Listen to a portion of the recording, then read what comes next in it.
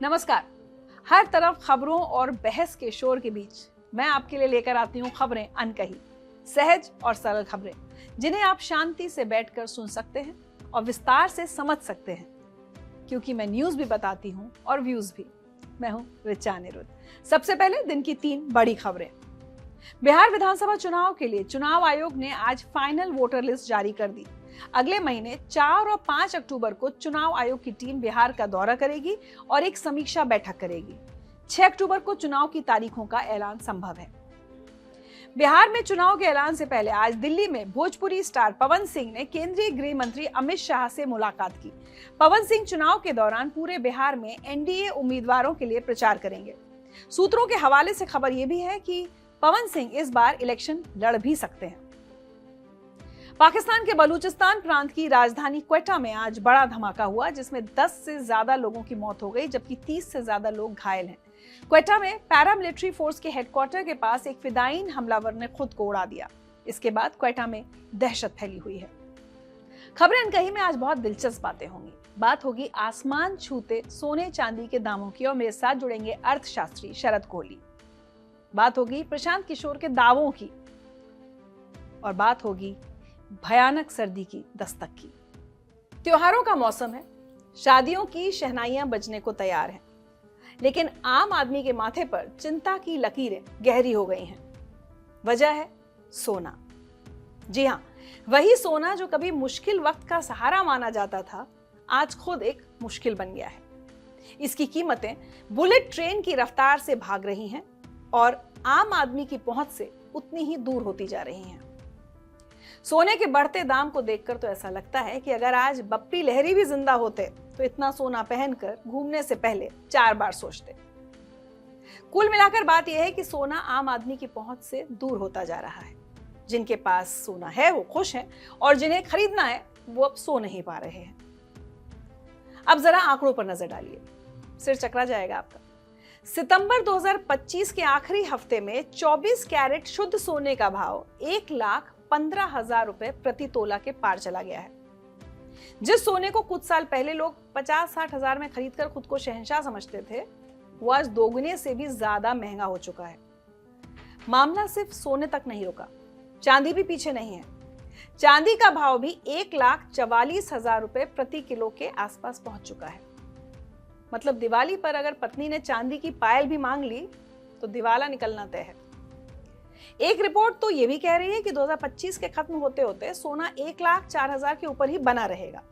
मतलब जिन्हें लग रहा है कि ये बुलबुला है जो फूट जाएगा, उन्हें शायद लंबा इंतजार करना पड़ेगा।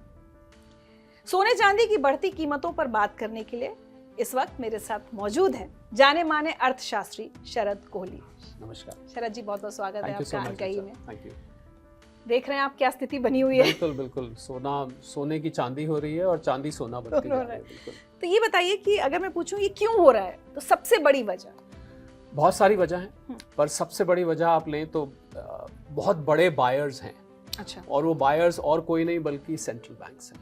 अच्छा। और ये सेंट्रल बैंक, जैसे भारत में रिजर्व बैंक ऑफ इंडिया होता है, जैसे दुनिया भर में, अमेरिका में उसको फेडरल रिजर्व कहते हैं, इंग्लैंड में बैंक ऑफ इंग्लैंड कहते हैं, ऐसे ही हर देश का एक सेंट्रल बैंक होता है।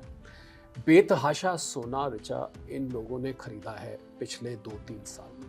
अच्छा। और अमेरिका के खाली हम भंडार लें बैंक के तो 8,000 टन से भी ज़्यादा के भंडार हो गए हैं। और आज एक रिपोर्ट आई जो कहती है अब सोने का जो भंडार अमेरिका का है वो करीब $1 ट्रिलियन का हो जाए। $1 ट्रिलियन हो गया भारतीय रुपए में करीब 88-89 लाख करोड़ रुपए। ये इतना सिर्फ अमेरिका का हो चुका है। माना जाता है कि चीन का करीब 5,000 टन के आसपास का है, हालांकि चीन ठीक से बताता नहीं है। जर्मनी का 3,000 टन के आसपास है। भारत का, भारतीय रिजर्व बैंक का भी जो रिजर्व है वो करीब 850 टन के आसपास पहुंच चुका है। तो एक टन में 1,000 किलो होते हैं। तो दुनिया भर के सेंट्रल बैंक देखिए, जब बड़े निवेशक किसी चीज को खरीदते हैं तो डिमांड सप्लाई तो बेसिक इकोनॉमिक्स है, जिस चीज की डिमांड ज्यादा हो तो उसकी कीमत एकदम से चढ़ने लगती है।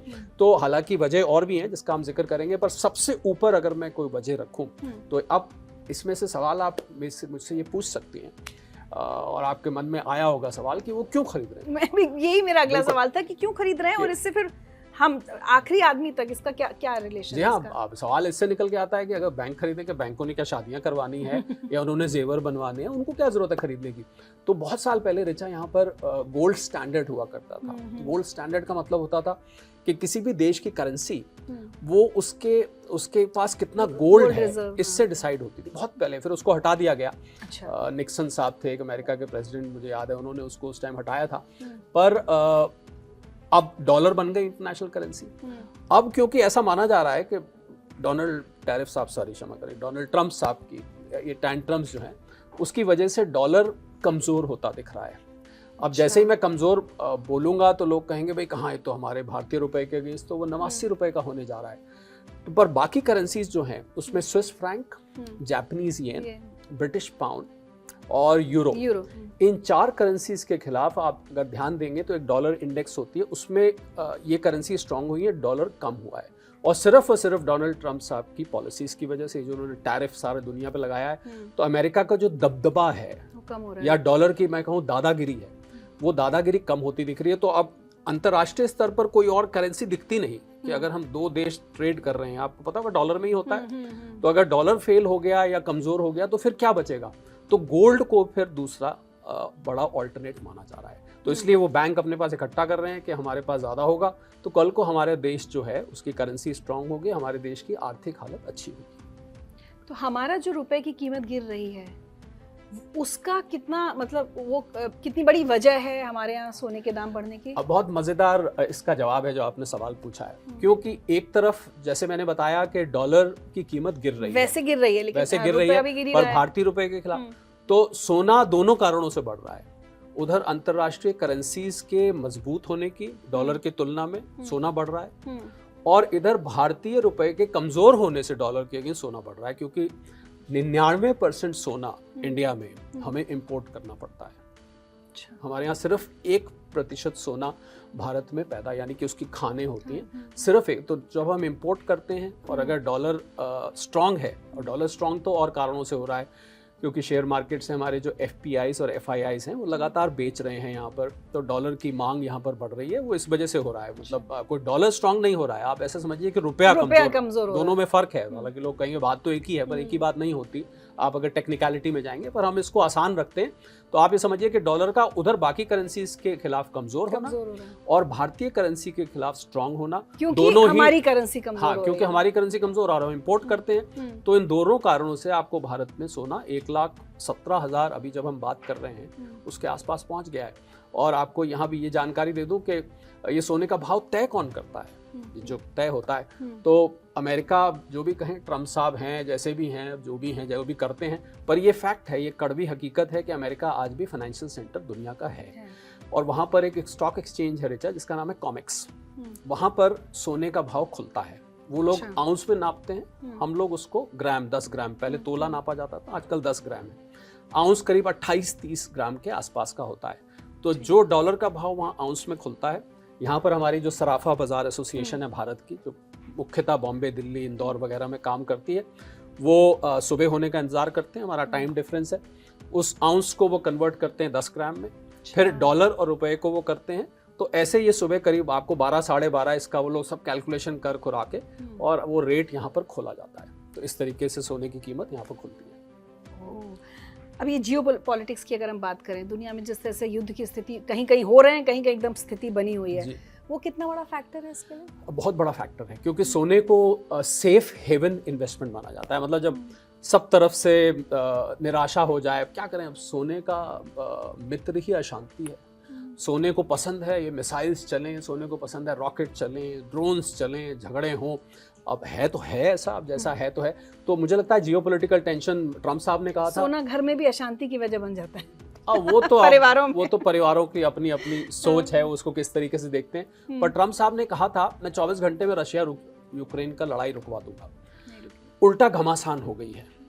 इजराइल हमास की कोई एक पीस डील सामने आ रही है, ट्रम्प साहब और नेतन्याहू साहब ने कुछ निकाला है फॉर्मूला, उसको हमास एक्सेप्ट करेगा नहीं करेगा, वो भी उधर चाइना और यूएस के ट्रेड टेंशंस भी है, कोल्ड वॉर चल रहा है कब से, और कहीं ना कहीं अशांति दिखती रहती है। तो जैसे जैसे जियोपॉलिटिकल टेंशंस बढ़ेंगी, और मैं कड़क के सभी फॉलोअर्स, व्यूअर्स, सब्सक्राइबर्स को ये बता दूं कि शायद हम लोग इतनी अंतर्राष्ट्रीय खबर को ट्रैक नहीं करते, पर मुझे मेरे प्रोफेशन की वजह से इसको ट्रैक करना पड़ता है। नॉर्दर्न यूरोप में बाल्टिक कंट्रीज़ हैं, उसको स्कैंडिनेवियन पेनिनसुला भी कहते हैं, जिसमें नॉर्वे, फिनलैंड, डेनमार्क, स्वीडन आते हैं। वहाँ पर इस समय रशियन ट्रूप्स की और नेटो की तैनाती इतनी ज़बरदस्त है, हम लोगों से बहुत दूर है वो जगह, और ये वर्ल्ड वॉर 3 की आहट सुनाई दे रही है। और रशिया को बार बार प्रोवोक किया जा रहा है, उधर नेटो को प्रोवोक किया जा रहा है, कभी पोलैंड में ड्रोन्स दिखते हैं। तो कुल मिला के मेरा मतलब है जैसे जैसे जियोपॉलिटिकल टेंशन्स बढ़ेंगी वैसे वैसे आपको सोने की कीमत आगे बढ़ती दिखेगी। तो पहला सेंट्रल बैंक्स हो गया, दूसरा जियोपॉलिटिकल हो गया, और तीसरा हम क्यों भूलें, हम तो उसका जिक्र करके वो निकल ही गया, ट्रम्प साहब। उन्होंने जो ये सारा टैरिफ, मेरे मुंह से बार बार डोनाल्ड टैरिफ साहब निकल जाता है, डोनाल्ड ट्रम्प की जगह निकल जाता है। तो उन्होंने जो सारे में टैरिफ लगाए हैं, तो इसको हम जियो इकोनॉमिक अनसर्टेनिटी कहते हैं, यानी कि वैश्विक आर्थिक परिस्थिति में एक अनिश्चितता सी आ गई है। उसकी वजह से भी सोना आपको बढ़ता दिख रहा है, क्योंकि सब जगह जब फेल, आप देखें ना, हम शेयर मार्केट को देखें, मैं उदाहरण देता हूँ आपको। शेयर मार्केट ने पिछले 1 साल में सेविंग अकाउंट का भी रिटर्न नहीं दिया है। हम अगर इंडाइसेस की बात करें, अलग अलग शेयर्स हो सकता है कुछ चढ़े हों, तो सोना आपको इसी साल 50% से ऊपर रिटर्न दे चुका है, अगर मैं खाली इसी। तो इसलिए क्या होता है, कई बार शेयर मार्केट के निवेशक भी अपना पैसा फिर गोल्ड की तरफ डाइवर्ट करना शुरू करते हैं, और शायद इसीलिए हम बात भी कर रहे हैं, क्योंकि लोगों का, आपने शुरू में बोला कि लोगों की नींद उड़ाई हुई है और उनको ये नहीं आ रहा, पर हकीकत ये भी है कि जो लोग निवेश कर रहे हैं उनको फायदा भी बहुत हो रहा है साथ साथ। अभी अगर इस समय की बात करें, दाम इतने आसमान छू रहे हैं, क्या अभी निवेश करना चाहिए? किसी को अगर पैसे हैं किसी के पास, तो क्या सोना खरीदना चाहिए? ये और बढ़ेगा या इतना ही रहेगा या गिरने के आसार हैं? देखिए, इस बात का पहले मैं आपको एक सतर्क करते हुए जवाब दूं कि लोग क्या कर रहे हैं। बहुत सारे लोग मैं जानता हूं ऐसे, वो उन्होंने गोल्ड में ट्रेडिंग शुरू कर दी है। मुझे कोई व्यक्ति मिला, उसने 1 लाख रुपए जब था कुछ दिन पहले, कुछ हफ्ते पहले की बात है, उन्होंने 1 लाख रुपए में लिया, कल परसों उन्होंने 1,14-15 हज़ार में बेच दिया। तो मुझे लगता है कि सोने को अगर आप लंबे वक्त के लिए लेना चाहते हैं, अब आपके सीधा जवाब पे आता हूँ, तो अभी भी लेना बनता है। बल्कि एज एन इन्वेस्टमेंट एडवाइजर तो मैं ये कहना चाहूँगा कि आप आपके पोर्टफोलियो में, यानी कि अगर आपके पास 10 लाख रुपए हैं, तो इस समय 20% सोने और चांदी में इन्वेस्टमेंट आपको रखना चाहिए। अच्छा, पहले ऐसा नहीं होता था, क्योंकि ये तो ऐसे ही रखा जाता था घर में, पर ये वाकई में 20% रखना चाहिए। और आपको 2 चीज़ें ध्यान रखिए, एक तो लंबे वक्त के लिए रखिए, और आप देखेंगे सोने के प्राइस में बीच बीच में किसी किसी दिन करेक्शन भी आती है। तो जब जब थोड़ा नीचे हो, ये एक अलग सवाल आप कर सकती हैं कि करेक्शन खरीदा जाए। हाँ, तो जब डिप आए तो आप थोड़ा थोड़ा करके लीजिए और इसको इकट्ठे करते जाइए, और लंबे वक्त के लिए लीजिए अगर आप वाकई इसमें से कमाना चाहते हैं। और लंबा वक्त रेचा पहले हुआ करता था 5 साल 7 साल, अब ये लंबा वक्त मात्र 2 साल है।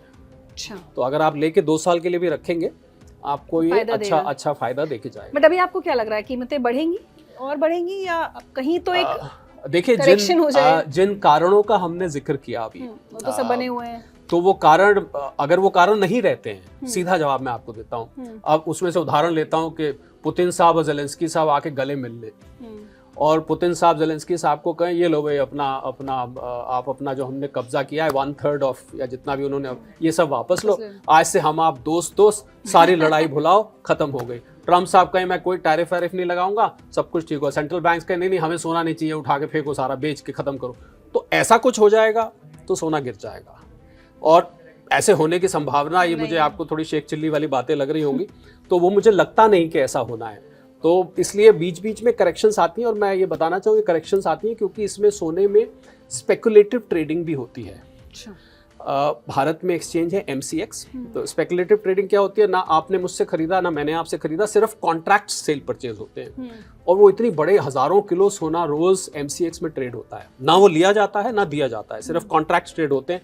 तो जिस दिन बिकवाली ज्यादा होती है उस दिन वो थोड़ा सा करेक्शन होती दिखती है। ऐसे ही कॉमिक्स में भी होता है अमेरिका में। तो इसलिए ये आपको छोटी मोटी करेक्शंस बीच में दिखाई देती है, पर जब तक इनमें से कोई वजह पलटेगी नहीं। अब देखिए, ये प्रेडिक्ट करना बहुत मुश्किल है कि इनमें से कोई वजह कल को पलट जाती है। जिन कारणों से ये बढ़ रहा है, उन कारणों के उल्टा होने से ही ये गिरेगा। और कारण भी लेकिन बहुत सारे हैं ना, तो अब इसमें से क्या एक कारण के बदलने से तो नहीं, एक आध कारण अगर गिरता है, कुछ समय के लिए करेक्शन आएगी, फिर बाकी कारण बने रहेंगे, वो फिर चढ़ने लग जाएगा। पर सारे ही कारण उल्टे हो जाएं, ये संभावना मुझे थोड़ी सी कम लगती है। तो कुल मिला के अगर मैं सीधी जवाब दूं, तो मुझे लग रहा है अभी ये नीचे जाने वाला है नहीं। तो ऊपर कब तक, कहाँ तक जाने का आपको है? देखिए, अगर जो मैंने अभी आपको बाल्टिक कंट्रीज का पोजीशन बताई थी, हालांकि हम लोग सब पीस की प्रार्थना करते हैं कि शांति दुनिया में बनी रहे, पर जो अभी हालात हैं वो मुझे जियोपॉलिटिकल लेवल पे बहुत अच्छे नहीं दिख रहे। ट्रम्प साहब कितने ही नोबेल प्राइज़ मांग लें पीस करने के, उन्होंने 6-7 लड़ाइयाँ रुकवाई, कहते हैं हर महीने में एक लड़ाई रुकवाता हूँ, पर जो टेंशन ये थोड़ा वर्ल्ड वॉर 3 की बन रही है और जो न्यूक्लियर शब्द बार बार सुनाई दे रहा है, इसको देख के मुझे लग रहा है कि आगे हालात बहुत अच्छे नहीं हैं। और क्योंकि हालात बहुत अच्छे नहीं है इसलिए सोना अभी ऊपर जाता मुझे नज़र आ रहा है। और यहाँ से आज हम 1,17,000 पे अगर खड़े हुए हैं, 1.5 लाख इसको पहुंच जाए तो मुझे बिल्कुल भी हैरानी नहीं होगी, और 1 साल के अंदर अंदर हो जाए तब भी हैरानी नहीं होगी। 1 लाख, आप 1.5 लाख कह रहे हैं जी। हमारे यहाँ सहयोगी हैं सचिन, वो कह रहे हैं 3 लाख तक जाएगा। अब मोर द मेरियर, पर यह है क्योंकि मैं देखिए सोने पे ऐसा कहा जाता है ऋचा कि सोने पे किसी भी इन्वेस्टमेंट एडवाइजर को प्रेडिक्शन नहीं करनी चाहिए। क्यों नहीं करनी चाहिए? हम किसी कंपनी के बारे में प्रेडिक्ट करते हैं, उसकी बैलेंस शीट होती है, उसकी एक फैक्ट्री है, उसके ऑर्डर्स हैं, उसकी प्रॉफिट है। यहाँ तो कोई बैलेंस शीट नहीं है, कुछ नहीं है। 2,08,000 टन सोना दुनिया में आज तक माइन हो चुका है। इसकी अगर आप एक सिल्ली बना दें आज तक, शुरू से लेके आज तक, तो आईफल टावर के नीचे फिट हो जाएगी, बस इतना ही है। और जो बाकी बचा सोना है वो करीब 50,000 से 1 लाख टन और है, और साल का 5 से 10,000 टन माइन किया जाता है। इसका मतलब 15 से 20 साल तक अभी जो टेक्नोलॉजी अवेलेबल है उसमें वो माइनिंग हो सकती है, उसके बाद सोना खत्म हो जाएगा। मतलब जो धरती में सोना है, अनलेस कि कोई नई टेक्नोलॉजी आ जाए उसको निकालने की या ढूंढने की तो अलग बात है, पर अभी तो इसलिए सोने की सप्लाई लिमिटेड है। जिस चीज़ की सप्लाई लिमिटेड होती है ये भी एक कारण बन जाता है उसकी कीमत बढ़ने का। तो इन कारणों पे मैं कड़क के जो सीधे फॉलोअर्स, सब्सक्राइबर्स, व्यूअर्स हैं, उनको तो मैं कहना चाहूँगा, आप ये जो कारण हमने जिक्र किया है इन कारणों पे आप नज़र बनाए रखिए। एक कारण और है ऋचा कि जब सेंट्रल बैंक्स अपना रेट कट करते हैं, फेडरल रिजर्व अमेरिका में, मैंने कब का फाइनेंशियल सेंटर है, तो जब वो रेट कट करते हैं तब भी सोना बढ़ता है, क्योंकि फिक्स्ड रिटर्न सिक्योरिटीज पे रिटर्न कम हो जाता है। तो लोग फिर उसको किसी और चीज़ में ढूंढते हैं कि यहाँ से हटा के तो या तो शेयर मार्केट में आते हैं, और अगर शेयर मार्केट बहुत अच्छी नहीं कर रही हो तो फिर आप सोने पे जाते हैं। तो इन 4-5 कारणों पे आप नज़र रखिए। अगर आपको कारण ये कहीं पलटते हुए नज़र आते हैं तो सोना थोड़ा करेक्शन लेगा। अगर ये कारण और ज़्यादा बिगड़ते हुए नज़र आते हैं तो सोना, जैसे मैंने कहा, उसको अशांति पसंद है, वो और ज़्यादा बढ़ेगा। चलिए अब दुनिया भर से घूम फिर के आते हैं अपने एक हिंदुस्तानी घरों में। जी। मुझे अभी भी याद होता है, हमेशा सबको पता है, हमारी माँ और पहले की पीढ़ियाँ, गोल्ड महिलाएं हमेशा इन्वेस्टमेंट का सबसे अच्छा तरीका, और सजा अपना श्रृंगार भी तो खरीदती रहती थी। जिनके पास ये पुराना सोना रखा हुआ है पहले की पीढ़ियों का या लोगों के पास, उस सोने का उन्हें क्या करना चाहिए? आपने एक दुखती रग पे हाथ रख दिया। और क्यों दुखती रग है? क्योंकि ऐसा माना जाता है ऋचा, और कोई ऑफिशियल एस्टिमेट तो नहीं है। अभी मैंने आपको अमेरिका के रिजर्व्स बताए 8,000 टन 9,000 टन के बीच में। आपको हैरानी होगी जान के कि भारतीय हाउस होल्ड्स में 25,000 टन सोना है। ये एक अनऑफिशियल फिगर है, ये कहीं से वेरीफाइड नहीं है, पर इस फिगर को टाइटन के सीईओ भी बोल चुके हैं। मेरा भी अनुमान यही था, 25,000 टन, यानी कि अमेरिका के रिजर्व से 3 गुना ज़्यादा सोना भारत के हाउस होल्ड्स में। भारत की महिलाएं ज़्यादा हमारे पास यहाँ पर 27 करोड़ फैमिलीज हैं इंडिया में, 142 करोड़ 45 करोड़ पॉपुलेशन है। हम फैमिलीज में डिवाइड करें, 4-5 लोग एक, तो 27 करोड़ हाउस होल्ड्स हैं। तो 25, अब सवाल उठता है कि आप क्या करें। आप अगर इस सोने को रखें तो मैं सलाह ये दूंगा महिलाओं को कि सोने की 2 ही कारण है, या तो आप इन्वेस्ट करते हैं या इसकी ऑर्नामेंटल वैल्यू है। तो आपके घरों में, लॉकर्स में, गद्दे के नीचे, मंदिर के पीछे, हंडिया में, और कहीं किसी ने तो दीवार में जो वो हार रखे हैं, जो झुमके रखे हैं, जो कंगन रखे हैं, चूड़ियाँ रखी हैं, अंगूठी रखी हैं, जो भी कुछ रखा हुआ है, अगर आप उसको इस्तेमाल नहीं करते हैं, और बहुत साल से होता है ना ऋचा, ये मेरी सासू माँ ने दिया, उनकी निशानी थी, ये तो मेरी पड़दादी जी की निशानी थी, कब से चली आ रही है, इसको बहू कभी मत बेचना, कब कुछ भी हो जाए, ये बहुत पुरानी निशानी, आगे दे के जाना, वगैरह वगैरह, ये डायलॉग आपको सुनने को मिलेंगे। तो मुझे लगता है कि उसको लिक्विडेट कर देना चाहिए। अच्छा, क्योंकि बट उसकी कितनी इमोशनल वैल्यूज होती है। अब देखिए, इमोशनल वैल्यू है तो मैं उसके इमोशंस के बीच में तो मैं नहीं आऊँगा, पर एक फाइनेंशियल एडवाइज़र और अर्थशास्त्री होने के नाते मेरी ये सलाह है कि उसको बेच देना चाहिए, क्योंकि उसमें मेकिंग चार्जेस हैं, वो आपके कटेंगे, उसमें इम्प्योरिटीज़ हैं, उसको आप बेचकर और आप उसका आप गोल्ड बार या कॉइन्स ले लीजिए आप, और आपको कल को चाहिए तो आप उसको यूज़ कर सकते हैं। क्योंकि अगर आप उसको संभाल के रख रहे हैं तो कल को आप जब उसको लिक्विडेट कराएंगे तो आपकी वो इम्प्योरिटी वो कटेगी उसमें से, और मेकिंग चार्जेस कटेंगे। और अगर आपको पहनना ही है, हालांकि आजकल आप बेहतर जानती होंगी गोल्ड थोड़ा सा आउट ऑफ फैशन है, शादियों वादियों में उतना नहीं जैसा पहले दिखता था, मुझे अब उतना कम से कम नहीं दिखता, उसको देख के लगता है कि आउट ऑफ फैशन है। तो मुझे लगता है अगर आपको फिर भी पहनना है तो आप 14 कैरेट का 9 कैरेट का बनवा के ऑर्नामेंट, उसको पहन के आपने फोटो खिंचवानी है, जो करना है वो पूरा करिए। पर जो अच्छा गोल्ड है उसको लिक्विडेट करिए, या तो ETFs में लगाइए या फिर आप उसको बार्स और कॉइन्स लेकर रखिए। और अब जैसे शादियां हमारे यहाँ, तो अब शादियों का सीजन आएगा, तो क्या ज्वेलरी खरीदनी चाहिए? Is it a good buy right देखिए now? हो सकता है मेरी इस बात को सुन के महिलाएं रिएक्ट करें कि भाई आप कौन होते हो हमें ज्वेलरी खरीदने से मना करने वाले, हमारा शौक है, हमारा फैशन है, हमारा पैशन है, जो भी है। मुझे लगता है कि ज्वेलरी में और पहले ऑर्नामेंटल वैल्यू भी थी, इन्वेस्टमेंट वैल्यू भी थी, पर आजकल मैं समझता हूँ अगर आपको ऑर्नामेंट्स चाहिए तो आपको गोल्ड में ज़्यादा इन्वेस्टमेंट नहीं करना चाहिए। अच्छा। आपको 14 कैरेट, जैसे मैंने कहा 9 कैरेट गोल्ड लेके रख लीजिए, उसको पहनिए। आप शादी में, मैंने नहीं सुना रिचा को पकड़ पहले के वो इन्वेस्टमेंट की तरह दिया जाता था ना, कि ये 22 कैरेट का पहना है आपने, 24, मुझे नहीं लगता कोई इस तरीके से पूछता है। तो आप उसमें फोटो खिंचवाइए, उसको फिर 14 कैरेट का रखिए। पर आपने अगर इन्वेस्ट करना है तो आपको बार्स, कॉइन्स या ETFs में ही करना चाहिए। ज़्यादा ज्वेलरी में मत इन्वेस्ट करिए, क्योंकि आप उसमें पैसा अपना बर्बाद करते हैं, आप गोल्ड का पूरा रिटर्न नहीं निकाल पाते हैं।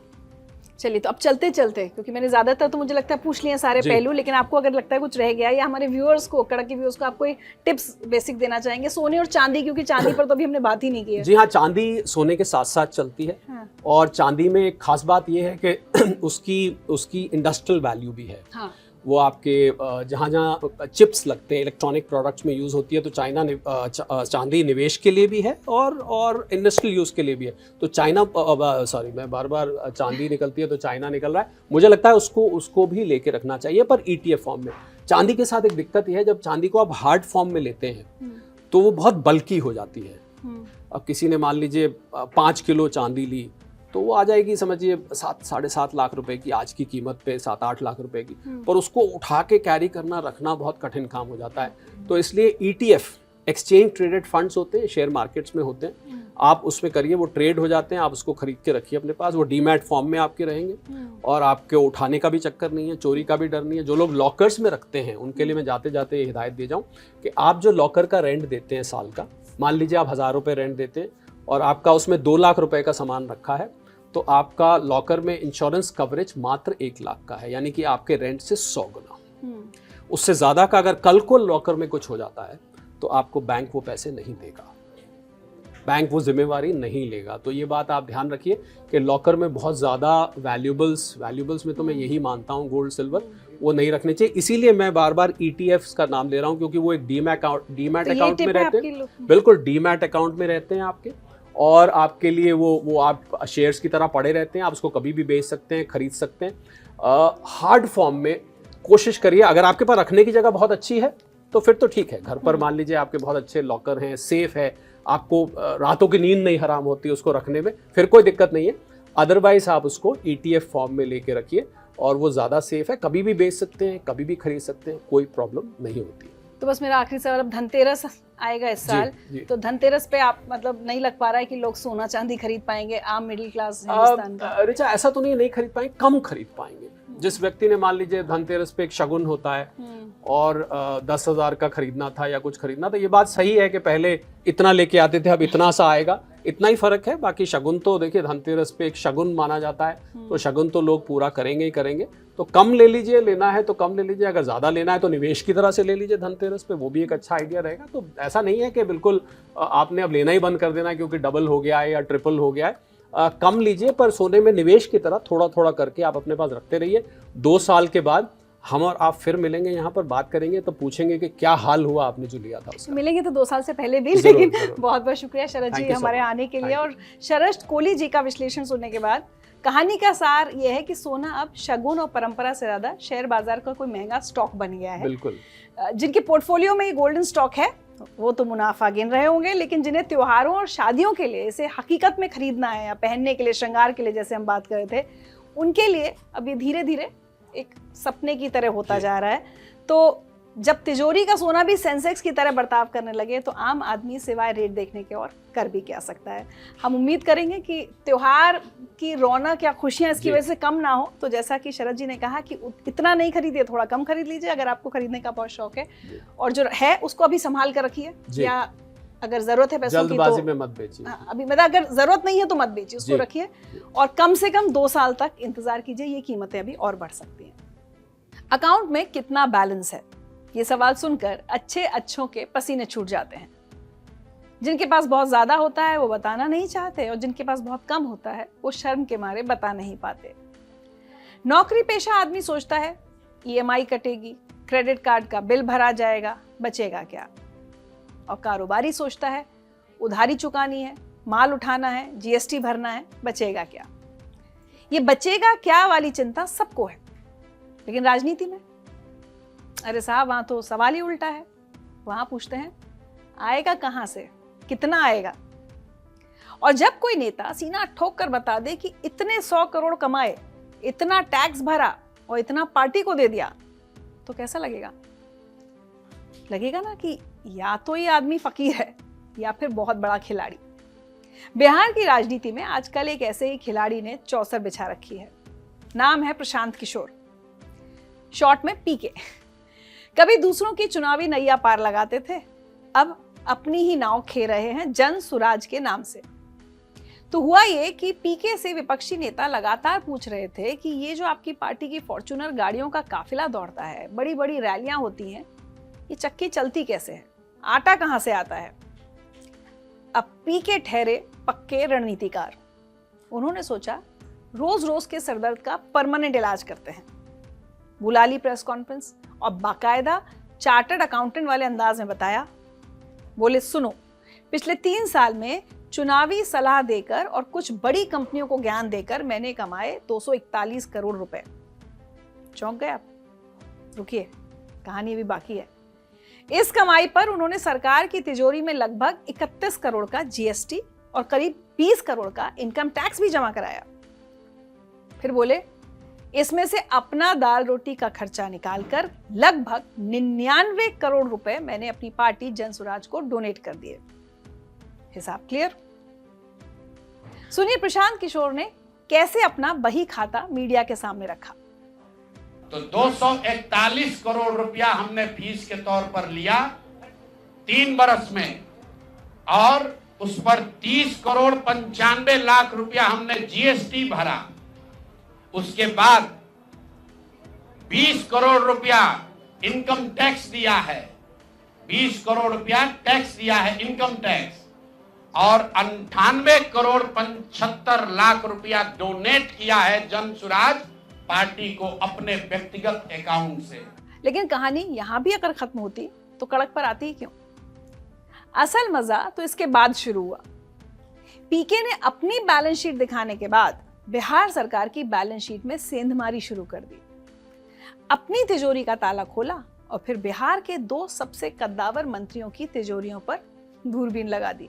एक है डिप्टी CM सम्राट चौधरी और दूसरे हैं नीतीश के खास मंत्री अशोक चौधरी। PK ने ऐसे ऐसे पुराने बही खाते खोले कि बिहार की सियासत में अर्थक्वेक वाला अलर्ट जारी हो गया। सबसे पहले PK ने अपनी तोप का मुंह घुमाया बिहार के डिप्टी CM और BJP के फायर ब्रांड नेता सम्राट चौधरी की तरफ। PK ने एक पुरानी फाइल खोली और ऐसा बम फोड़ा कि पटना से दिल्ली तक हलचल मच गई। आरोप लगाया कि सम्राट चौधरी 7 लोगों की हत्या के मामले में अभियुक्त थे। ये मामला है तारापुर का, केस नंबर 44/1995। PK का कहना है कि उस केस में सम्राट चौधरी को नाबालिग बताकर बचा लिया गया, जबकि PK के दस्तावेज कहते हैं कि 1995 में चौधरी जी 26 साल के थे। PK ने नीतीश कुमार से मांग कर डाली कि ऐसे अभियुक्त को पद से हटाइए और जेल भेजिए। बात यही नहीं रुकी। PK ने 90 के दशक के सबसे सनसनीखेज शिल्पी गौतम रेप हत्याकांड का जिन भी बोतल से बाहर निकाल दिया और पूछा कि क्या उस केस में सम्राट चौधरी का नाम संदिग्ध के तौर पर था या नहीं। हालांकि इसके बाद सम्राट चौधरी भी मीडिया के सामने आए और PK को नौसिखिया बच्चा बताते हुए उनके आरोपों को सिरे से खारिज कर दिया। शिल्पी गौतम हत्याकांड में अपना नाम घसीटे जाने पर उन्होंने साफ किया कि ये पीके की अधूरी जानकारी का नतीजा है और इस मामले से उनका कोई लेना देना नहीं है। पीके की हिटलिस्ट में अगला नंबर था जेडीयू के कद्दावर मंत्री अशोक चौधरी का। यह मामला सीधे सीधे 100 करोड़ की मानहानि के नोटिस से जुड़ा था। दरअसल प्रशांत किशोर ने अशोक चौधरी पर भ्रष्टाचार और बेनामी संपत्ति अर्जित करने के आरोप लगाए थे। इसके बाद मंत्री जी ने पीके को 100 करोड़ रुपए की मानहानि का नोटिस भेजा था। अब पीके ने अशोक चौधरी को खुली चुनौती दी और कहा कि ये जो आपकी बेटी की शादी के बाद विकास वैभव ट्रस्ट के नाम पर पटना में 100 करोड़ की जमीन खरीदी गई है, इसका पैसा कहां से आया, जरा बताइए। पीके ने आरोप लगाया कि ये सब सरकारी ठेकों से निकली कट मनी का कमाल है। उन्होंने दावा किया कि अशोक चौधरी ने 8 महीने में 20,000 करोड़ के ठेके बांटे और उसमें 5% का कमीशन लिया। पीके ने कहानी में सस्पेंस डालते हुए कहा कि यही पैसा जब एक इंजीनियर लेकर पटना आ रहा था तो पकड़ा गया और फिर रात भर नोटों की गड्डियां जलाई गईं। पीके ने धमकी भरे अंदाज में कहा कि 100 करोड़ का मानहानि नोटिस वापस ले लो वरना मैं तुम्हारे 500 करोड़ के खेल का पर्दाफाश कर दूंगा। इस पूरे हंगामे के बीच जब किसी ने तेजस्वी यादव पर सवाल पूछा तो पीके ने वहां भी सिक्सर मार दिया। बोले तेजस्वी अगर भ्रष्टाचारियों की लिस्ट बनाएंगे तो सबसे पहले उन्हें अपने दोनों मामा साधु यादव और सुभाष यादव के बाद फिर अपने माता पिता का नाम लिखना होगा। तो कुल मिलाकर पीके ने एक तीर से कई निशाने साधे हैं। लेकिन इस पूरी कहानी का निचोड़ क्या है? ये सिर्फ आरोप है या इसके पीछे कोई गहरी रणनीति है? प्रशांत किशोर जो कर रहे हैं वो सिर्फ बयानबाजी है या बिहार की राजनीति का नैरेटिव बदलने की एक बहुत सोची समझी रणनीति? तो इसके 3 बड़े पहलू हैं। पहला, नैतिक बढ़त की लड़ाई। पीके जानते हैं कि राजनीति में सबसे पहला सवाल फंडिंग और करप्शन पर उठता है। उन्होंने अपनी पूरी कमाई, टैक्स और डोनेशन का हिसाब सार्वजनिक करके खुद को एक ऐसे पारदर्शी नेता के तौर पर पेश किया जो राजनीति में दुर्लभ है। अब वो अपने विरोधियों से यही सवाल पूछने का नैतिक अधिकार जता रहे हैं। ये एक ऐसा जाल है जिसमें फंसे तो नेता जवाब नहीं दे पाएंगे और ना फंसे तो चोर की दाढ़ी में तिनका। दूसरा, सही नब्ज पर हाथ। पीके ने सम्राट चौधरी और अशोक चौधरी को क्यों चुना? क्योंकि ये दोनों आज की तारीख में बिहार सरकार के 2 सबसे मजबूत स्तंभ हैं। सम्राट चौधरी बीजेपी का मुखर और आक्रामक चेहरा है तो अशोक चौधरी नीतीश कुमार के सबसे भरोसेमंद सिपहसालार। इन दोनों पर सीधा हमला मतलब सीधे सीधे नीतीश और बीजेपी सरकार की जड़ों पर हमला करना। पीके पुराने दबे हुए मामलों को निकालकर सरकार की सुशासन वाली छवि पर कालिक पोतना चाहते हैं। और तीसरा, टाइमिंग। बिहार में चुनाव का माहौल बनना शुरू हो गया है। ऐसे में ये आरोप प्रत्यारोप जनता के बीच चर्चा का विषय बनेंगे। पीके की कोशिश है कि चुनाव तक वो एजेंडा सेट करे। वो चाहते हैं कि बहस इस पर हो कि कौन कितना भ्रष्ट है, ना कि इस पर कि कौन किस जाति का है। ये उनकी व्यवस्था परिवर्तन की लड़ाई का कोर आइडिया है। तो कुल मिलाकर पीके ने अपनी प्रेस कॉन्फ्रेंस से एक ऐसा पासा फेंका है जिसने बिहार की राजनीति के सारे बड़े खिलाड़ियों को सोचने पर मजबूर कर दिया है। अब गेंद सम्राट चौधरी, अशोक चौधरी और खुद मुख्यमंत्री नीतीश कुमार के पाले में है। देखना होगा कि वो इस गुगली को खेलते हैं या डक कर जाते हैं। पीके के आरोप कितने सही हैं और कितने गलत, ये तो जांच के बाद पता चलेगा। लेकिन एक बात तो तय है कि बिहार चुनाव से पहले का खेल मजेदार जरूर हो गया है। क्लाइमेट चेंज अब सिर्फ किताबों और कॉन्फ्रेंस हॉल का विषय नहीं रह गया है, यह हमारी खिड़की के बाहर का सच बन चुका है। इस साल मौसम ने हमें जो ट्रेलर दिखाया है वो इसी हकीकत का एक खतरनाक सबूत है। वक्त से पहले झुलसाने वाली गर्मी, फिर बाढ़ लाने वाली बारिश और अब मौसम वैज्ञानिक चेतावनी दे रहे हैं कि दशकों की सबसे भयंकर सर्दी दरवाजे पर खड़ी है। ये सिर्फ मौसम का मिजाज नहीं, ये धरती का वो बदला हुआ व्यवहार है जिसे हमने खुद उकसाया है। मौसम विभाग की तरफ से दिल्ली, गुरुग्राम और नोएडा से लेकर पूरे उत्तर भारत में कपकपाने वाली ठंड का अलर्ट है। तो आज हम इसी गुत्थी को समझेंगे। आखिर ऐसा क्या हो रहा है कि मौसम का मिजाज इतना बिगड़ गया है? वक्त से पहले गर्मी और मॉनसून का आना और अब हाड़ कपाने वाली सर्दी। चलिए समझते हैं इस पूरे चक्र को। इस साल की शुरुआत से ही मौसम हमें हैरान कर रहा है। फरवरी 125 सालों में सबसे गर्म रही, अप्रैल आते आते तो हाल बेहाल हो गया। IMD यानी भारतीय मौसम विभाग ने 7 अप्रैल को ही हीट वेव का अलर्ट जारी कर दिया था। मई जून में हालात बद से बदतर हो गए। श्रीगंगानगर का तापमान 49.6 डिग्री सेल्सियस तक पहुंच गया। दिल्ली में रातें भी 6 साल में सबसे ज्यादा गर्म रही। ये गर्मी सिर्फ अनकंफर्टेबल नहीं थी बल्कि जानलेवा साबित हुई। फिर आया मॉनसून, जो वक्त से पहले और ज्यादा ताकत के साथ आया। इस बार बारिश नहीं, आफत बरसी। हिमाचल प्रदेश और उत्तराखंड में आई तबाही तो याद ही होगी आपको। कैसे बादल फटने और उसके बाद हुई भीषण बारिश से दोनों राज्य प्रभावित हुए थे। उस त्रासदी के जख्म अब तक हरे हैं। 14 अगस्त को दिल्ली NCR में ऐसी तूफानी बारिश हुई जो जानलेवा साबित हुई। अलग अलग हादसों में 3 लोगों की जान तक चली गई। उधर कोलकाता में तो सितंबर में एक ही दिन में इतनी बारिश हुई कि 1978 के बाद का तीसरा सबसे बड़ा रिकॉर्ड बन गया और पूरा शहर पानी पानी हो गया। अब सवाल ये कि भीषण गर्मी और तूफानी बारिश के बाद हाड़ कपाने वाली सर्दी का नंबर क्यों है? इसके पीछे एक नाम है, ला नीना। क्या है ये? आसान भाषा में समझते हैं। प्रशांत महासागर, जो दुनिया का सबसे बड़ा समंदर है, जब उसकी सतह का पानी नॉर्मल से ज्यादा ठंडा हो जाता है तो उसे ला नीना कहते हैं। समझिए कि समंदर को ठंड लग गई है और जब ये समंदर छींकता है तो पूरी दुनिया का मौसम गड़बड़ा जाता है। ये हवाओं का रुख बदल देता है, जिससे कहीं सूखा पड़ता है तो कहीं भयंकर बारिश होती है। लेकिन भारत के लिए ला नीना का मतलब होता है ज्यादा ठंडा सर्दियों का मौसम। और ये सिर्फ कोई अटकलें नहीं है, बल्कि इसके पीछे ठोस संकेत भी मिल रहे हैं। अमेरिका की मौसम एजेंसी क्लाइमेट प्रेडिक्शन सेंटर ने 11 सितंबर को ही ला नीना जारी कर दिया है। उनका कहना है कि अक्टूबर से दिसंबर के बीच ला नीना के बनने की संभावना 71% है। भारतीय मौसम विभाग का भी अनुमान है कि मॉनसून के बाद ला नीना के हालात बन सकते हैं। IMD के अधिकारियों के मुताबिक ला नीना वाले सालों में सर्दियां अक्सर ज्यादा ठंडी होती हैं। 2024 में भारत के IISER यानी Indian institute of science education and research, उसकी एक स्टडी में ये बात सामने आई थी कि जब जब ला नीना एक्टिव होता है, उत्तर भारत में ठंड की लहरें ज्यादा खतरनाक और लंबे समय तक चलने वाली होती हैं। मौसम वैज्ञानिकों के मुताबिक ला नीना के असर से उत्तर और मध्य भारत में कड़ाके की ठंड लंबे समय तक चल सकती है। पाला पड़ने की घटनाएं बढ़ेंगी, जिससे सरसों और गेहूं जैसी फसलों को नुकसान हो सकता है। हिमालय के इलाकों में बहुत ज्यादा बर्फ गिरेगी। इससे नदियों में पानी तो बढ़ेगा, लेकिन यातायात और सामान्य जनजीवन अस्त व्यस्त हो सकता है। तो एक तरफ हमने रिकॉर्ड तोड़ गर्मी झेली, फिर बाढ़ वाली बारिश देखी और अब हमें रिकॉर्ड तोड़ सर्दी के लिए तैयार रहना होगा। ये सिर्फ मौसम का बदलाव नहीं है, ये एक चेतावनी है कि हम प्रकृति के साथ जो खिलवाड़ कर रहे हैं उसका असर अब हमारी जिंदगी के हर पहलू पर दिखने लगा है। ये जरूरी है कि हम और हमारी सरकारें इस चेतावनी को गंभीरता से लें।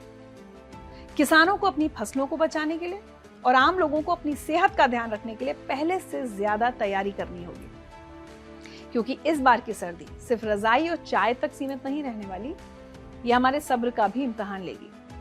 तो इस बार सर्दी का स्वागत कीजिए, लेकिन पूरी तैयारी के साथ, क्योंकि ये कोल्ड वेव आपको सच में चिल करने पर मजबूर कर सकती है। और इसी के साथ आज का शो यहीं खत्म होता है, लेकिन जाने से पहले आइए हम भारतीय सिनेमा के उस महान किस्साओं को याद करें जिनकी कहानियों ने हमें हंसाया, रुलाया और जिंदगी को एक नए नजरिए से देखना सिखाया। आज जयंती है ऋषिकेश मुखर्जी की, जिन्हें हम सब प्यार से ऋषिदा कहते थे। ऋषिकेश मुखर्जी का जन्म 30 सितंबर 1922 को कोलकाता में हुआ था। उन्होंने 4 दशकों से अधिक के अपने करियर में 42 से ज्यादा फिल्मों का निर्देशन किया। ऋषिदास सिनेमा के वो जादूगर थे जो आम इंसान की जिंदगी की छोटी छोटी खुशियों और गमों को पर्दे पर उतार कर उसे खास बना देते थे। उनकी फिल्में किसी भारी भरकम फिलॉसफी का बोझ नहीं डालती थी, बल्कि सादगी में लिपटी जिंदगी की सबसे गहरी बातें कह जाती थी।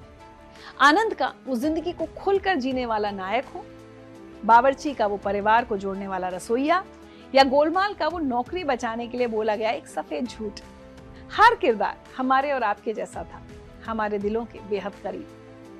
ऋषिकेश मुखर्जी ने हमें सिखाया कि सिनेमा सिर्फ चकाचौंध और एक्शन का नाम नहीं, बल्कि मध्यम वर्गीय समाज का आईना है। उनकी फिल्में आज भी उतनी ही ताजा हैं जितनी सालों पहले थी। वो भले ही आज हमारे बीच नहीं है, लेकिन उनकी फिल्में, उनके किरदार और उनकी कहानियां हमेशा हमारे साथ रहेंगी। भारतीय सिनेमा के स्टार मेकर और महान निर्देशक को हमारा सलाम। और साथ ही मैं आप सबको आज ये भी बताना चाहूँगी कि 2006 में जब उनके निधन की खबर आई, उस समय मैं समाचार पढ़ रही थी और उनके बारे में बोलते बोलते मेरी आंखों में आंसू आ गए। ऐसा कम ही होता है कि न्यूज़ एंकर्स खबर बताते बताते खुद भावुक हो जाएं, लेकिन ऋषिदा के काम की ये ताकत थी कि हम सब का एक भावनात्मक जुड़ाव उनके काम के साथ रहा और उनके साथ भी। तो ये मेरा एक निजी अनुभव रहा, जब उनको खोने की खबर मिली तो मैं भावुक हो गई।